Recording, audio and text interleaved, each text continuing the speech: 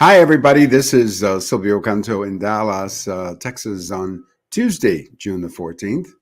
And welcome to our commentary. Just a quick heads up later on today, Tuesday, we're going to be chatting with Catalina Stubbe, and she is the Hispanic Outreach Director for Moms for Liberty. This is one of these many groups of mothers and I guess fathers too, who've come together to object to what is being taught to their children in school.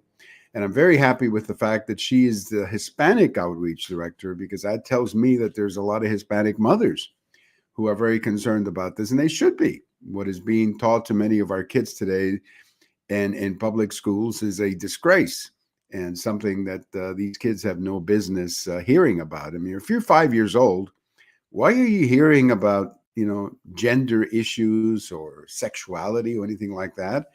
That's not what a 5-year old should be hearing. I'm not even sure a high schooler should be hearing that. But anyway, certainly not young kids like that. And Catalina is one of those many, many moms who has come together to battle this. So we'll be, as I said, we'll be doing the podcast with her later today, and it'll be available in my blog as well as my Facebook page later today, Tuesday. So check that out. I mean, this is a great movement. It's a great movement. Exactly where it was born is hard for me to say. Maybe Catalina can explain that to me later. But clearly, Virginia had a lot to do with it because Virginia was where all of this, I think, came together and became a political movement. And you're seeing it right now from coast to coast.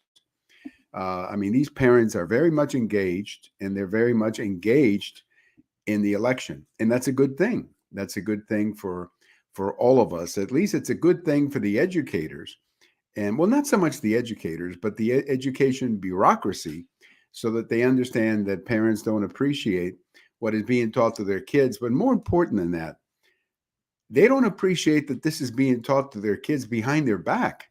A lot of times they're not even telling the parents what's going on, and that's why you're hearing about lawsuits and stuff like that from coast to coast. So check in with our podcast coming up later today with Catalina. I think you're going to enjoy that a great deal. She's a very nice lady as well, and very much on top of this situation with the schools.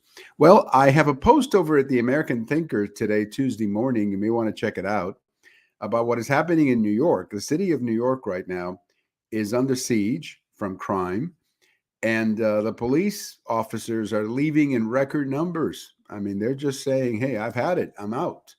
And many of them are retiring early. Many of them are opting for this or that, but they're getting out. They don't want to serve in the police force anymore in New York. And that's a big problem for the mayor, who is also turning out to be quite a disappointment for many of the people who thought that he would be tough on crime, as he promised during the campaign. So there's a leadership crisis in New York. And I hope that the governor of New York or the state legislatures realize that, because this is hurting business. It's hurting business. It's hurting people in New York who are leaving the city for other parts of the country. And at the end of the day, this is always an economic impact. When people are not happy and they leave a city, well, they take their dollars with them, and that has a tremendous impact, economic impact on the city itself.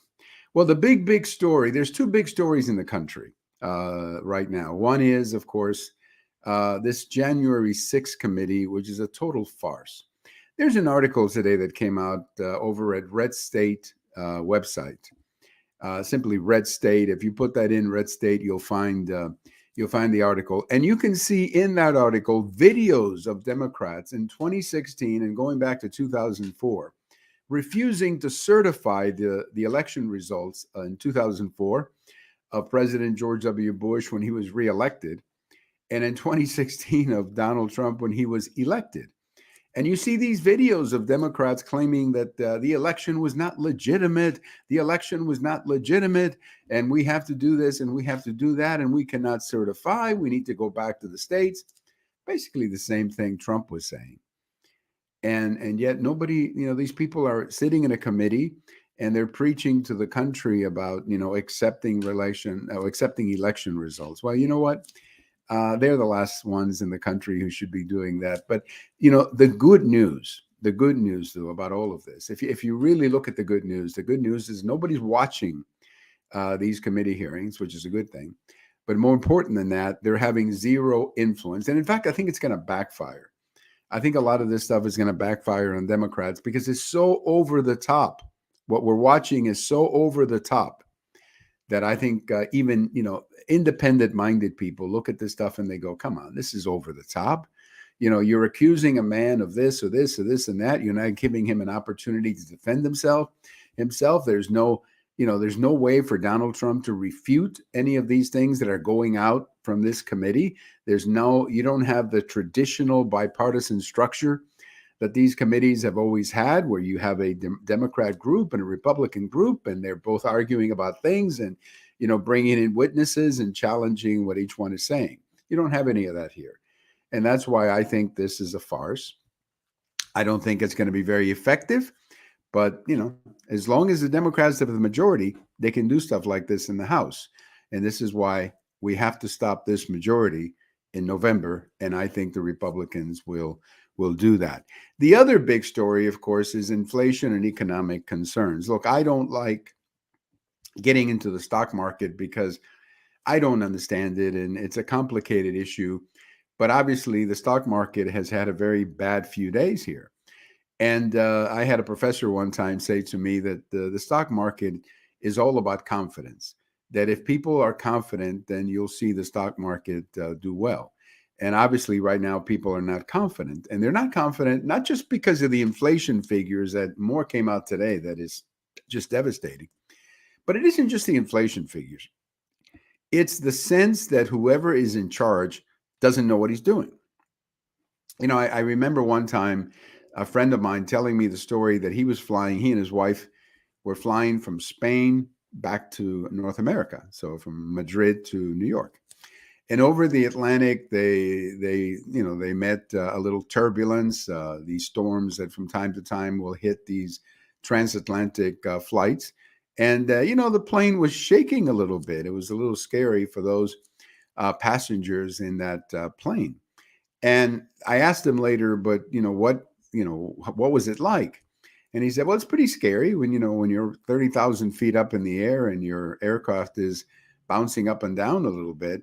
And then I said, well, what kept you confident? And he said, well, I trusted the pilot. Now, he didn't know the pilot personally, but he just trusted the fact that this man flying the plane knew what he was doing. And that's exactly what happens when you're in the middle of a crisis like this. We trust the person who is in charge. And we say, I may not know him, but I know that he's responsible, and I know that he's going to do the right thing and he's going to make the right decision. That's exactly what the problem with Joe Biden is, that he's not in charge. He doesn't know what he's doing. He doesn't seem to be aware of what's going on. He's explaining problems by now he's going after the oil companies, which is the dumbest thing to do because oil companies were making huge profits when gasoline was $2. And I mean, oil profits and the price of gasoline there's no connection there. This is nothing but demagoguery on the part of President Biden and some of his allies. But the real concern is that the country doesn't feel that he's in charge. The country doesn't feel comfortable with him. And this is why you're starting to see more and more polling data showing President Biden under 40%. Under 40%. I follow, and some of you do too. There is a great website called Real Clear Politics. And Real Clear Politics, it's a collection of articles. They have both sides. It's not a conservative or liberal website. They always have both sides. And it's a good place to go to get a sense of what is being printed in the country in newspapers and in magazines and blogs and so on. By the way, they published one of my polls one time. One of my posts actually made it there on Real Clear Politics. It was very exciting to have thousands of people reading your blog. And I was getting emails from friends of mine saying, high school friends of mine who I had not seen in years, who were saying, hey, how you been? I saw your post. So it's kind of cool when you make it to Real Clear Politics. But anyway, back to the Biden numbers. Real Clear Politics does something very interesting. They take the last 10 or 11 polls, and they average them. It's just a simple average. And then they publish them and they say, look, this is the average of the last 10 or 11 polls. Right now, President Biden is under 40%. He's under 40%, which is not a good place to be. Rasmussen, who is the one poll that I follow more than any other, and that's because Rasmussen does a daily tracking poll, and they do it based on likely voters, which is different than registered voters or simply doing adults. And they've got President Biden at 38%. That's not a good number at all for a president. Actually, that's a very bad number.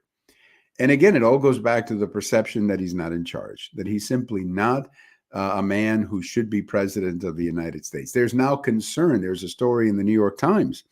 There's concern from some Democrats that he may be showing his age and that maybe he's too old to be president. Well, we knew that in 2020. I mean, I'm a little angry with some of these Democrats who suddenly have figured out that he's too old to be president. We knew that in 2020. This is why they had him hiding in the basement of his house, and they wouldn't do any campaigning. They were hiding him from the media because they knew that if you put this guy in front of the media, that he would become a problem, as he has become, to say the least. So that's what the problem is. You know, we look at the country right now. This is not the first time in the history of the country that we've had to deal with crises. But today there is a sense that the man in the White House is not in charge, doesn't know what he's doing. And that's what makes everything more scary, particularly because we know that economic problems are going to get worse before they get better. I mean, that's a fact. Things are going to get a lot worse before they get better. So, you know, people are very frustrated. People are frustrated. Talk to anybody. Talk to your friends. What are they talking about? They're talking about the economy. They're talking about inflation, the price of gasoline. Crazy stuff. And it's all because there's no confidence in Joe Biden. That's what this is all about. There's no confidence in the man in the Oval Office. Now, the vice president doesn't make me feel any more confident, but that's another topic for another day. So let me once again remind you that we'll be chatting to Catalina Stubbe later this afternoon. She'll be in our podcast, and she'll be talking about her group called Moms for Liberty, and she's the Hispanic Outreach Director. I'm so happy to say that because it's great to see that Hispanic mothers are also getting active in this campaign to go after what they're teaching our children in some of these schools. Thank you for listening. This is Silvio Canto in Dallas, and we'll talk to you later. Bye-bye, everybody.